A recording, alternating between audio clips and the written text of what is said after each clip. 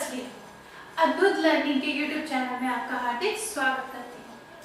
तो आज पेडागॉजी में मैं कुछ नया लेकर आई हूँ। अभी तक हमने लर्निंग के बारे में पढ़ा, लर्निंग के काफी कॉन्सेप्ट पढ़े। अब हम आएंगे मेन टीचिंग पर। जो लर्निंग की जाती है उसका हेल्प टीचिंग में कैसे है, दोनों आपसे कैसे कनेक्टेड है, इसके छोटे छोटे एक दो क्वेश्चन इससे बनते हैं और इम्पोर्टेंट भी रहता है। तो हमारा टॉपिक है teaching and learning process. Teaching और लर्निंग प्रोसेस का आपस में क्या रिलेशन है? हिंदी में कहना चाहे तो शिक्षण और अधिगम प्रक्रिया।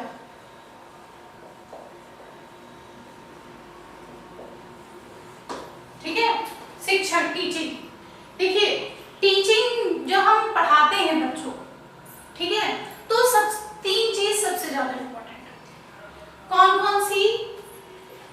Teacher, student, third is syllabus. इस तीन चीज के ऊपर पूरी टीचिंग डिपेंड करती है, इसके अलावा किसी पे नहीं। ठीक है, इन तीन चीज पर टीचिंग की पूरी, ये भी है सिलेबस। ठीक है, तीन चीज पर पूरी की पूरी टीचिंग हमारी डिपेंड करती है। तो इसका मतलब हम क्या कह सकते हैं कि जो टीचिंग है वो डिपेंड किस पे है? That means education is a three-way process. That is education is a three-way process.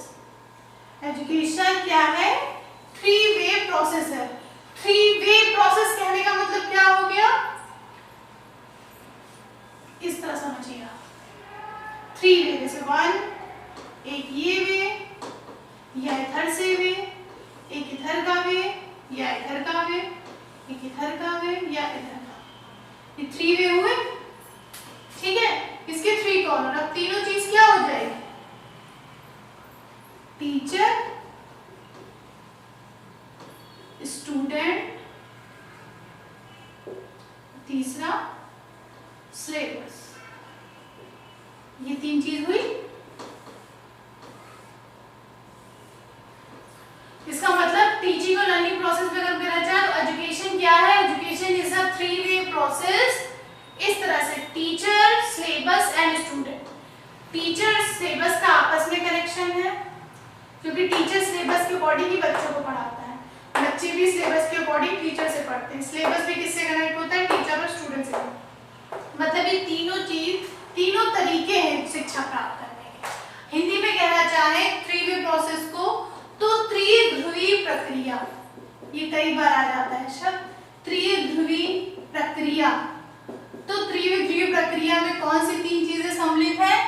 विद्यार्थी, अध्यापक, हिंदी में बात करें अगर, विद्यार्थी,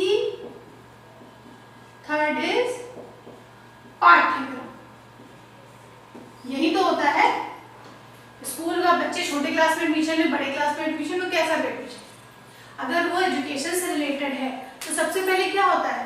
सिलेबस देखता है बच्चा, उसके अकॉर्डिंग टीचर सिलेबस देखता है और बच्चों को पढ़ाता है। अब पढ़ाने के अलग अलग तरीके हो सकते हैं, अलग अलग मेथड हो सकती है, अलग अलग सीखने के तरीके, लेकिन प्रोसेस जो एजुकेशन की है वो इसी पर डिपेंड करती है। इन तीन चीजों पर वो डिपेंड करती है। या सिंपल लैंग्वेज में कहना चाहे तो सोर्स ऑफ जो टीचिंग है, जितने भी शिक्षण के स्रोत हैं, source of teaching, source of teaching कहना चाहे तो मतलब पढ़ाने के लिए जितने भी स्रोत हैं वो मेन काम क्या करते हैं?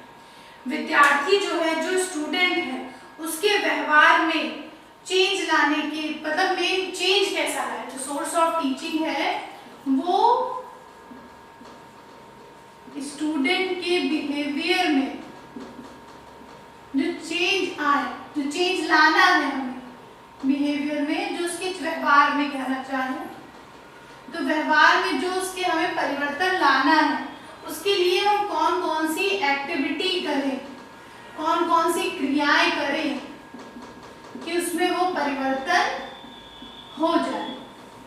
सिंपल भाषा में कहना चाहे तो शिक्षण के स्रोत के द्वारा, टीचिंग की जो सोर्सेज है उनकी हेल्प से हम विद्यार्थियों के व्यवहार में परिवर्तन लाने के लिए जो जो क्रियाओं का प्रयोग करते हैं उन पर ध्यान देना विशेष काम होता है। तभी तो इन दोनों का कनेक्शन है। अब कनेक्शन में कहना चाहूँ तो किस तरह कनेक्शन है आप सोच रहे होंगे, एग्जाम्पल के थ्रू पे सिखाऊं मैं अगर आपको एग्जाम्पल के द्वारा। जैसे हम छोटे क्लास में बच्चा जाता है, ठीक है, हम उसे नंबर काउंट करना सिखाते हैं या ऐड करना सिखाते हैं, तो सबसे पहले क्या होता है तरीका, लर्निंग मेथड ही तो सिखाने के टीचिंग के बहुत सारे। कुछ लोग सीधे नंबर्स लाइन बनाते हैं, जैसे इसको 4 + 3 सिखाना है छोटे बच्चे को, तो क्या करते हैं, बच्चा 4 लाइन खींच लो, फिर 3 लाइन खींच लो, ठीक है, आप काउंट कर लो 1 2 3 4 5 6 7, इस तरह बच्चे ने सीखा ना इस तरह। कुछ और छोटे बच्चों को अबैकस दिए जाते हैं, उसमें ऐसे बॉल्स पड़ी रहती हैं, उनसे काउंटिंग करना सिखाते हैं कि काउंट करो। तो ये सब क्या है, सोर्स है टीचिंग के, कि बच्चों को हम किस तरह से ज्ञान दें, किस तरह से सिखाने का प्रयास करें कि वो सीख सके, जो उनको सिखाया जा रहा है उनमें वो परिवर्तन हो। ठीक है, अब ये तो चलिए सब्जेक्ट की बात करें, बिहेवियर बात करें, व्यवहार में बच्चों को जैसे सिखाया जाते हैं, नैतिक गुण सिखाए जाते हैं कि हम बड़े आएंगे आदर आएंगे उनको नमस्ते करेंगे, किस तरह से नमस्ते करेंगे ये सिखाया जाता है। तो क्या होता है इसमें, हम बच्चों को ज्ञान देते हैं, कई तरह सिखाते हैं, कुछ पापा लोग मम्मी लोग डांट देते हैं, तुमने नमस्ते नहीं किया, बच्चा डर जाता है, कुछ प्यार से बताते हैं, जो भी एक तरीके के तरीके हैं ना। टीचर भी अपने बच्चों को बहुत तरीकों से सिखाने का प्रयास करता है, कोई बच्चा किसी तरीके से सीख लेता है, कोई बच्चा किसी तरीके से सीख, तो ये सब एक सोर्स है टीचिंग करने का कि बच्चे तक ज्ञान वो पहुंचे। कुछ बच्चे एक बार में किसी ज्ञान को ग्रहण कर लेते, कुछ को समय लगता है, कभी कभी ये भी होता है हमें इन तरीकों को बदलना भी पड़ता है। तो ये टीचिंग और सोर्स का आपस में कनेक्शन है कि हमें बच्चों को जो नॉलेज देना है, जो उनके व्यवहार में परिवर्तन लाना है, उनके लिए हम किस तरह के सोर्सेस का यूज करें कि वो बच्चे उस ज्ञान को इजीली सीख सकें। तो ये सब चीजें इसी में आती हैं।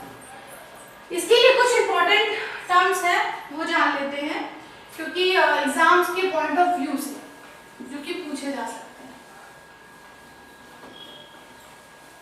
मेन आपको इतना जानना है कि इसकी 3 चीजें कौन कौन सी हैं।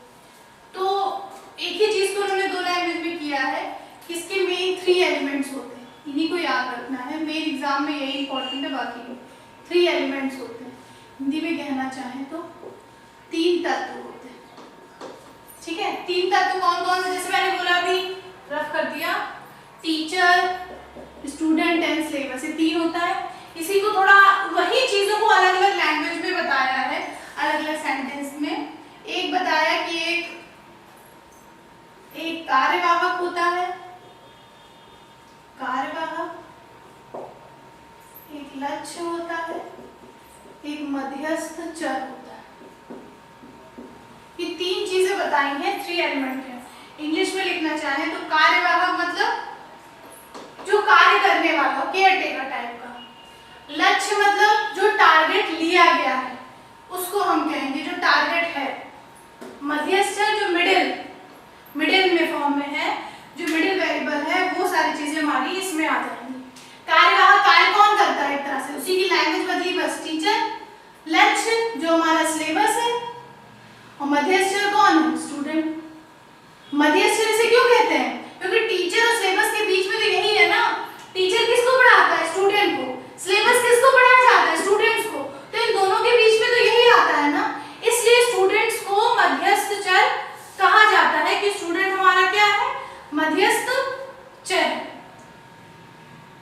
ठीक है, इसी को एक लैंग्वेज में और कह सकते हैं, ठीक है, 3 वेरिएबल क्या है या 3 चर क्या है। हमने क्या कहा है वही चीजें, बस भाषा बदल देंगे, ठीक है। तो 3 वेरिएबल क्या है, एक आश्रित चर, एक स्वतंत्र चर एक मध्यस्थ चर। अब आश्रित मतलब डिपेंडेंट, डिपेंडेंट वेरिएबल, स्वतंत्र मतलब इंडिपेंडेंट और मध्यस्थ मतलब मिडिल। अब आश्रित चर कौन होता है? जो कि डिपेंड हो सब पर। कौन डिपेंड होता है? छात्र ही तो होता है, स्टूडेंट। और इंडिपेंडेंट कौन होता है? टीचर। ठीक है। और मध्यस्थ चर हमारा क्या हो जाएगा? मध्यस्थ चर यहाँ पर सिलेबस को शो करते हैं। ठीक है। मध्यस्थ चर हम किसको शो करेंगे? यहाँ पर हम पाठ्यक्रम को शो करेंगे मध्यस्थ चर के रूप में।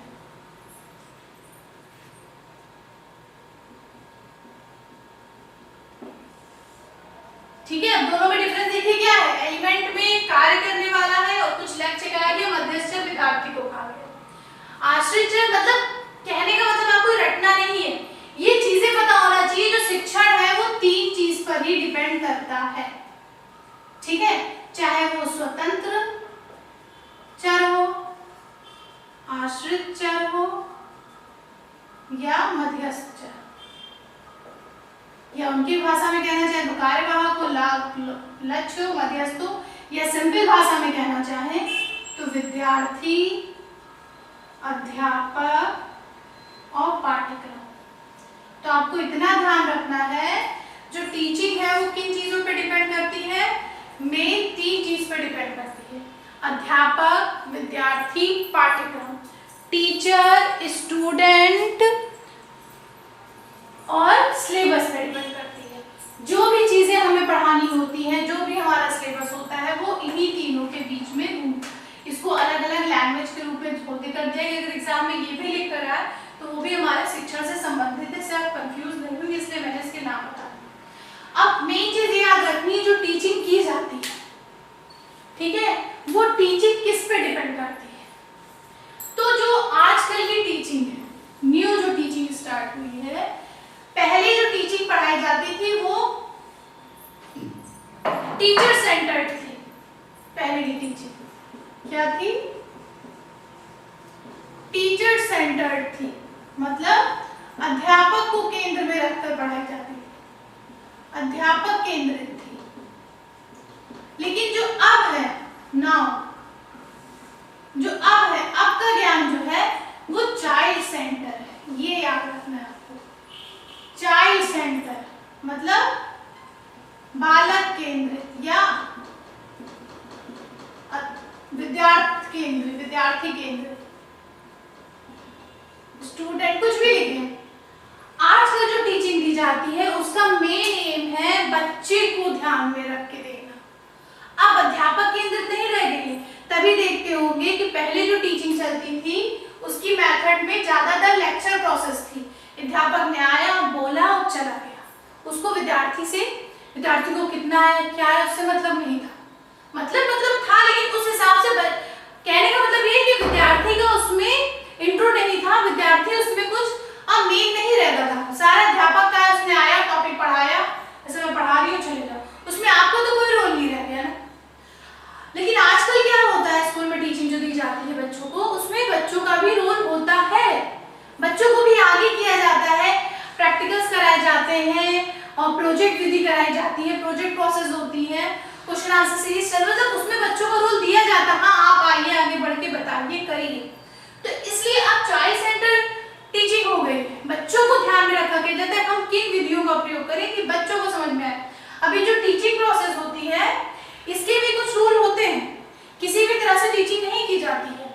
जो हम लक्ष्य उद्देश्य लेते हैं, सबसे पहले हमें कहीं भी टीचिंग करनी है तो सबसे पहले हमें उद्देश्यों को ध्यान में रख के करना होता है। सबसे पहले हमें लक्ष्य निर्धारित करना होता है कि हमें करना क्या है। ठीक है, टीचिंग करने से पहले हम अपने लक्ष्यों को निर्धारित करते हैं, उद्देश्यों को, उसके अकॉर्डिंग योजना बनाते हैं। ये नहीं कि आए पढ़ा के चले गए। अब जो हम लक्ष्य उद्देश्य पढ़ाते हैं उसका मेन एम होता है बच्चों तक ज्ञान को कैसे आसानी से पहुंचाया जा सके। इसकी बहुत सारी विधियां हैं, वो मैं आगे बताऊंगी आपको। लेकिन अभी ये जान लीजिए, टीचिंग के लिए सबसे पहले लक्ष्य निर्धारित होना है। फिर जिन क्रियाओं का हम प्रयोग कर रहे हैं वो सरल हो, सहज हो, ताकि बच्चों को इजीली समझ में आ सके। ठीक है, बहुत कठिन विधियों का प्रयोग नहीं करते, उनमें लचीलापन, फ्लेक्सिबिलिटी होनी चाहिए। अगर नहीं समझ में आया तो किसी तरह का प्रेशराइज नहीं, किसी तरह तुम्हें करना, इसी तरह करना। अब बच्चों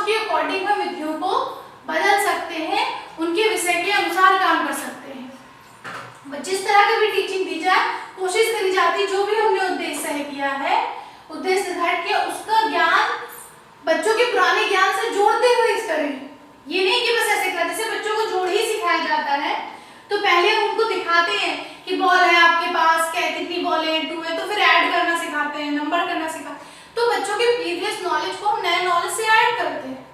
तो टीचिंग करने में हमें सिर्फ बच्चों को ज्ञान नहीं देना कि आया कहानी बता के गए, ठीक है। ये तो जैसे ऑनलाइन क्लासेस हम लोग कर रहे हैं, तो हम आपको क्या इसमें आप पार्टिसिपेट कैसे करेंगे? करेंगे, आप भी कमेंट करिए, क्वेश्चंस पूछिए, तो आपका भी पार्टिसिपेट होगा। अगर आप नहीं करेंगे तो फिर क्या हो जाएगी? तो सिर्फ टीचर सेंटर, चाइल्ड सेंटर तब होगा जब बच्चा भी उतना उसमें पार्टिसिपेट ले, चीजों को समझे और हम उसके अकॉर्डिंग अपनी चीजों में फ्लेक्सिबिलिटी ला सकें। तभी तो कहते हैं जो चीज ना समझ में आप हमें कमेंट करिए, हम आपको बताएंगे, तो हम उसको चेंज करके दूसरी तरीके से बताएंगे, तब आप तक पहुंचेगा। तो ऐसे ही टीचिंग होती है। अगर आपको नहीं समझ में आया, कुछ नहीं समझ, तो उसमें आप चेंज ला सकें। हमको अपने उद्देश्य को पूरा करना है, उसको हमें किस तरह पूरा करना है, उसमें फ्लेक्सिबिलिटी होनी चाहिए। उसके लिए इसलिए इन दोनों का रिलेशन होता है, जो कि 3 इन चीजों पर डिपेंड करती है, ताकि अब एग्जाम में मान लीजिए यार ये 3 चीजें ही होती हैं और हमारी एजुकेशन चाइल्ड सेंटर रखोगे, ये क्वेश्चन आता रहता है। तो ये हमारा टॉपिक हो गया टीचिंग एंड लर्निंग प्रोसेस। अब टीचिंग करने के बहुत सारे मेथड्स होते हैं, मैगजीम्स होते हैं, विधियां होती हैं।